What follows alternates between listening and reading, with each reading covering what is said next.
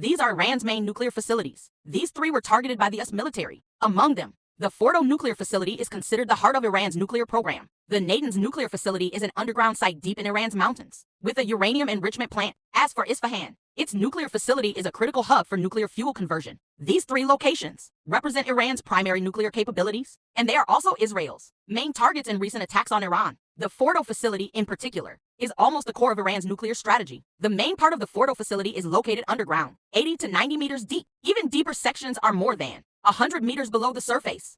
Looking at the map, aside from tunnel entrances, ventilation systems, and warehouses, and barracks exposed above ground, almost no other equipment is visible. This underground design helps it withstand potential airstrikes, greatly enhancing the facility's protective capabilities. Therefore, the Fordow facility is Iran's deepest and most heavily defended nuclear site. Furthermore, the Fordow facility is located near the city of Qom. This is the largest Shiite academic center, not only attracting many scientific talents, but Iran's Revolutionary Guard also maintains a strong defensive presence in Qom. Some analysts suggest that if Israel were to forcibly attack Fordow, it could provoke the core Shiite forces, making the situation much harder to control. Iran's nuclear program dates back to the 1950s. Back then, the US and Iran were still close allies. Therefore, most nuclear technology was acquired from the US or Western countries. However, since the 1979 Iranian Islamic Revolution, US-Iran relations have completely broken down. Iran's nuclear program also came to a halt. However, in the 1990s, Iran began discussions with Russia, intending to resume the construction of nuclear power plants,